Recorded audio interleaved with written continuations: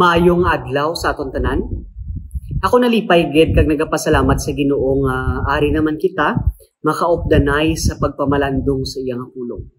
And for our meditation this morning, palihog buksan ta mga Bibles ta in Matthew chapter 22. And we will be focusing on verses 37 to 40. Now ako magabasa from the English Standard Version, ang hambal sa pulong. And he said to him, "You shall love the Lord your God with all your heart and with all your soul and with all your mind. This is the great and first commandment. And the second is like it. You shall love your neighbor as yourself. On these two commandments depend all the law and the prophets." Ang Ginoo amo ang magpakamayo gid sa iyang pulong. Nang pumangkot sa aton subong aga, how would you describe the Christian life? How would you describe the Christian life? Kung mangin-honest lang kita, I believe the response that we would receive from the people is, mahambal sila nga the Christian life is actually very, very difficult. Grabe kabudlay sa Christian life. Nadukatsak man sinapamatian, pero allow me to correct that. Ang Christian life, I tell you, it's not difficult. The truth is, the Christian life is very impossible. The Christian life is not difficult, it is impossible. And that is the title of our study this morning, Impossible Christianity. Nga mo nibing kamaturan ho? If a person would live the Christian life on his own, it would be very impossible. The Christian life can only be lived by a person through Jesus Christ. Sa bulig, sa Ginoo. Now, kung may isa kita kakamatuoran nga makita sa sininga pulong nga ginbasa ta sa bungaga, dirita bala makita nga ang Christian life actually, it is simple, but it is impossible. Simple lang, pero imposible. Now, kita abing nga mga tao, we like to make things complicated. Hindi ta gusto sang simple. Ang minor, gina-major ta. Ang gamay nga bagay, ginapadako ta gid ya. And we have applied that in the Christian life. For many of us, ang aton pagtanaw sa kabuhi isang Kristohanon, though bunch bala sang do's and don'ts. Nga as if bala may listahan kita, checklist, na kailangan ta i-check. The Christian life, according to the Bible, is not like that. Kabalo kamo ang amon aya, iyan aya sa mga Pariseo during the time of Jesus Christ. Nga ang sugo sang Dios given to His people at first, muna ginatawag ta nga 10 Commandments, but later on, these Pharisees, they would they would add their own interpretations sa sugo sang Dios so that ini nangin damo-damo na kag ini nangin komplikado na para sa mga tao. That is why one person asked Jesus Christ, tungod damo-damo na sila sang ginasunod, hambal niya, ano gid ang pinaka-importante nga sugo sang Dios? And the response of Jesus Christ is very amazing. Ang hambal niya, the most important is you love God above all. And the second is you love others as yourself. You love God above all, you love others as yourself. Kaya ang iyang hambal, sa sining duwa ka sugo sang Dios, loving God above all, loving others as yourself. If you do this too, do parehos lang nga nahimo mo ng iba nga sugo sa Diyos. That is why it cannot be wrong to say nga loving God and loving others is the summary of the Christian life. Duwa lang gid. Simple. Duwa lang. Pero kung tulokon mo, the command to love God and the command to love others, it is impossible.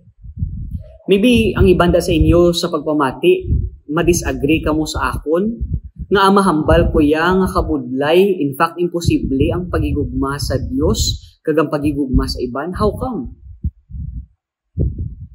Now, the more we read the Word of God, Kag kumaintindihan ta lang ang pagpalangga, maintindihan ta lang amuni ang sugo sang Dios, kung i-try ta ini nga i-apply sa kabuhi ta, we would realize one thing, that indeed, the commands of God on our own, they are impossible.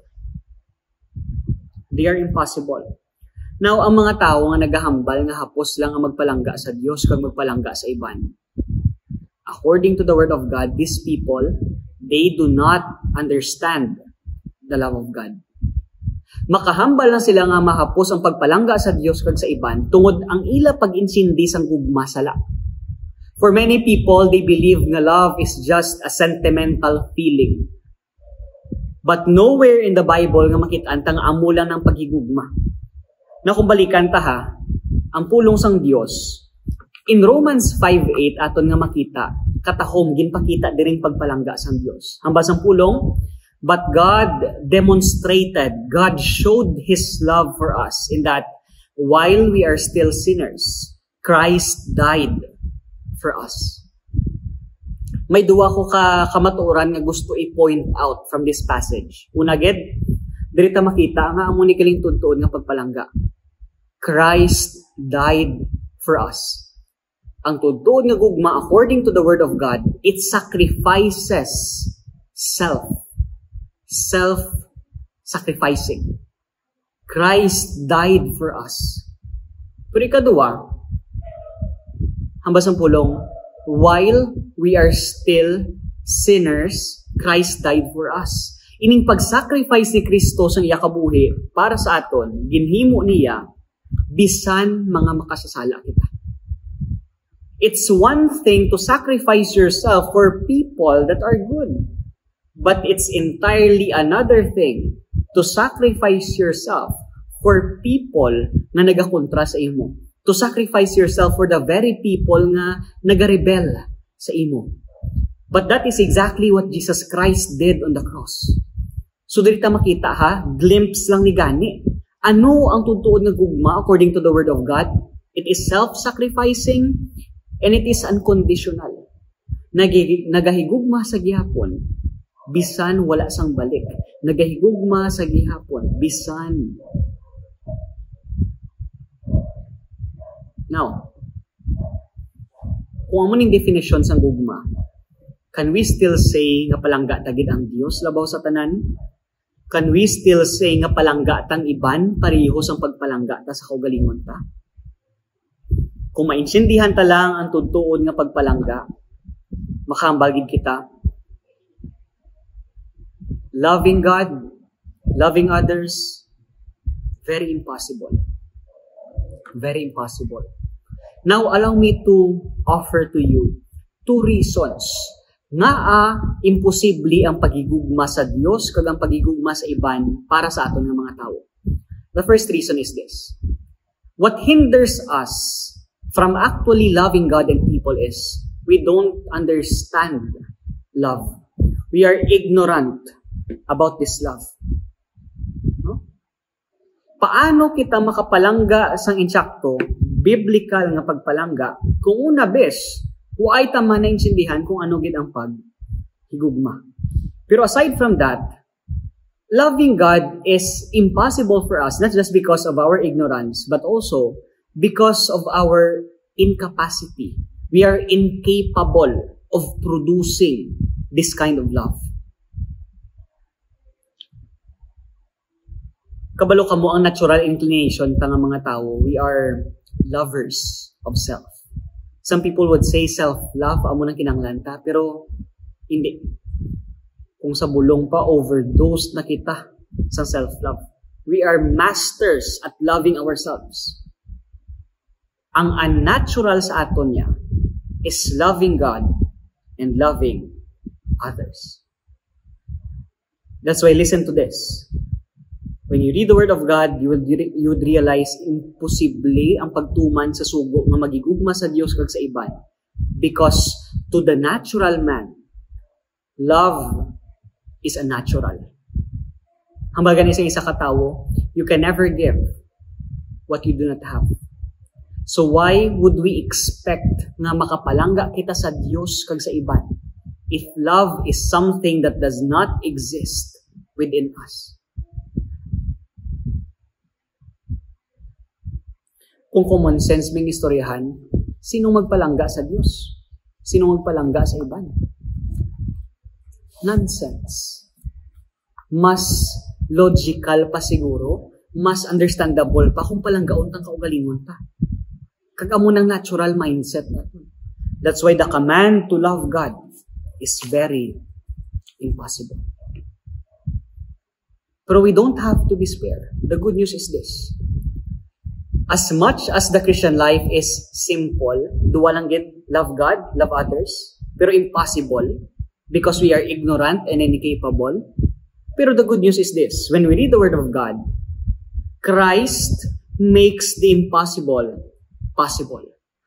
Kung ikaw ara kay Kristo, ang imposible nga sugo sang Dios, pwede gid nga mangin posible.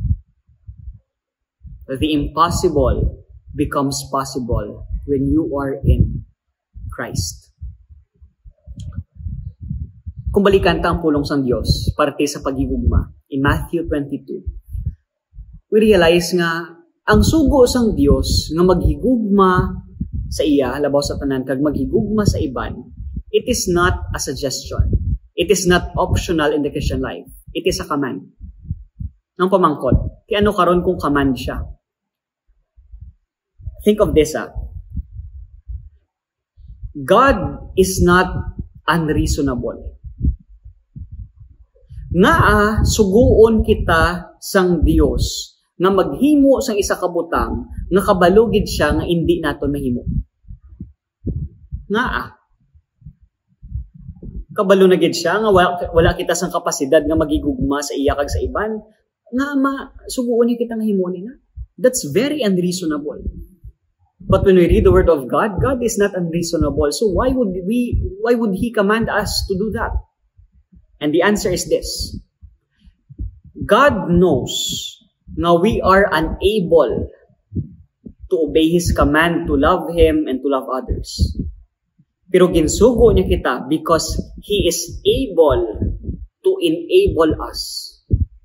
Hindi kita kasarang, but ginsugo niya kita kay siya ang magpakasarang sa aton sa pagtuman sang iyang sugo. Ang nila, hindi mo mahatag ang wala sa imo. But mahatag mo na ang isa ka bagay kung inaara sa imo. And that is exactly what happened in the Word of God. In Romans 5, verse 5, ang hambal sang pulong, allow me to read it to you. And hope does not put us to shame, because God's love has been poured out into our hearts through the Holy Spirit who has been given to us. Very clear. God's love has been poured out into our hearts. Sang una, wala sang gugma sa aton tagipusoon. Pero ining gugma sang Dios, the moment that we became in Christ,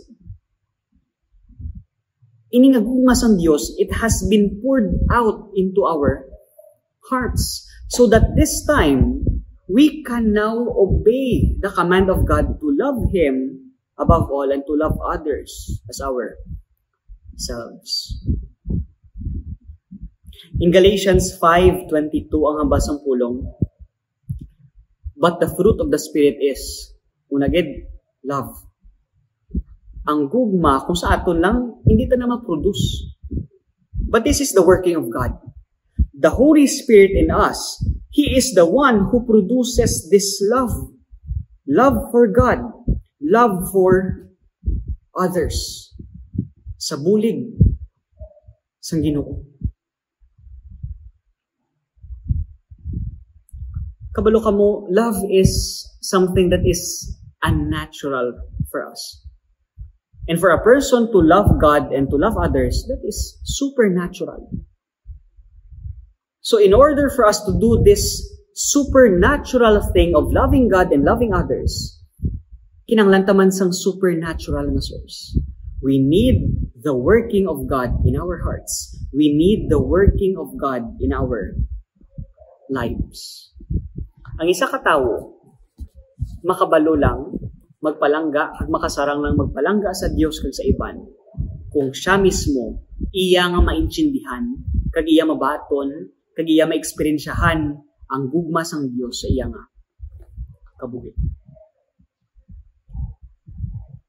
In 1 John 4:19, Apostle John would tell us the same thing. Ang ihambal, we love God because He first loved us. Napalangga talang ang Diyos, tungod una kita ginpalangga sang Diyos. Pero ang realidad, hindi amo nakasimple, no? Bisan Kristohano na kita, kung manginhanas lang kita ha, tanan kita, we still struggle with love. Ang pagigugma ta sa Diyos, hindi all the time mataas. Kung manginhanas lang kita, there are times nagabugnaw kita sa pagpalangga ta sa Diyos. There are times nga feeling ta do kalayo sa aton sa Ginoo. There are times that we find satisfaction not from God, but from something or someone else. Hindi kita consistent sa pagpalangga ta sa Diyos. And the same is true with our love for others. Kabudlay magpalangga sa mga tao, especially when you start to see the negative in them. When you start to see how sinful other people are. Kabudlay magpalangga sa ila. Kag kabudlay pagid kung nagabalik bala ang aton nga natural old self nang ginapalangga lang yang kaugalingon, kabudlay. We struggle with love. But one thing that we can learn from the Word of God is this. When we struggle with love, when the time comes that we struggle with love, and that will come, it will always come. The key to loving God and the key to loving others is to go back to God's love for us. Ang yabi gali para mahigugma ta ang Dios kag para mahigugma tang iban is magbalik kita sa pagigugma sang Dios sa aton. Hambal sang pulong in 1 John 4:19, we love Him because He first loved us. What would motivate us to loving God and to loving others is kung madumduman ta kung ano ka grabe, kung ano ka nami, kung ano ka dako sang pagpalangga sang Dios sa aton. Ako nagapati, kung aton lang nga pamalandungan ang pagigugma sang Dios aton, there would be no reason for us not to love God. There would be no reason for us not to love others. Kung aton lang madumduman kung ano kagrabe ang pagpalangga sang Dios sa aton. Amo na gani, dira ko na-appreciate ang words ni Tozer.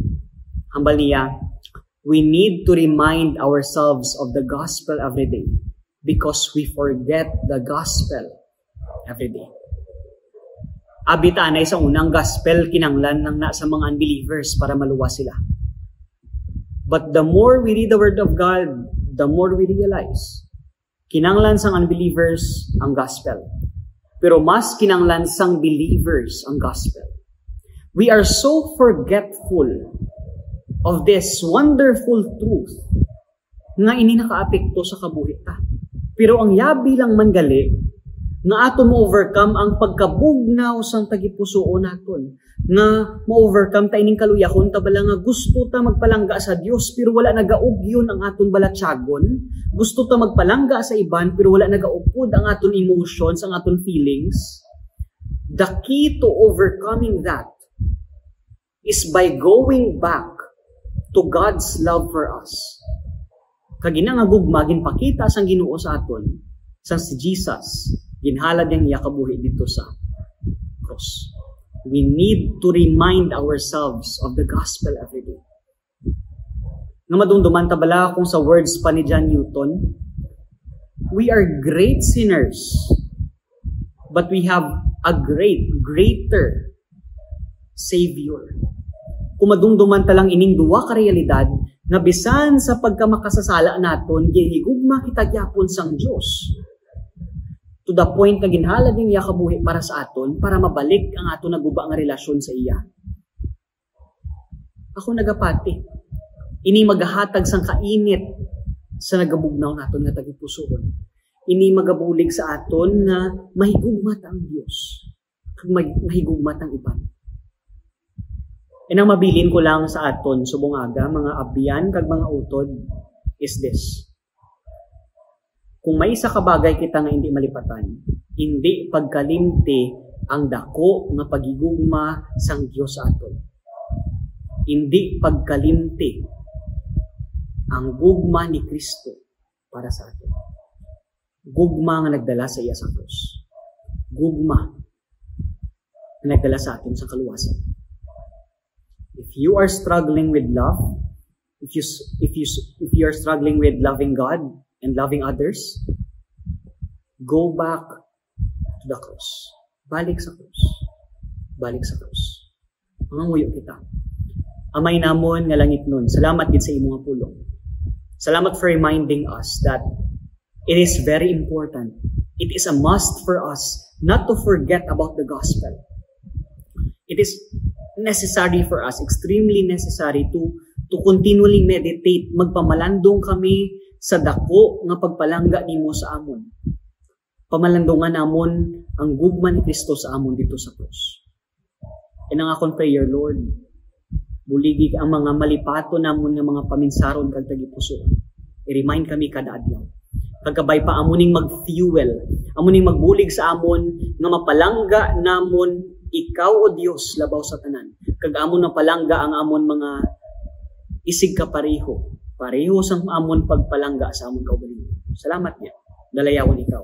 Ini amon prayer sa pangalan Jesus. Amen.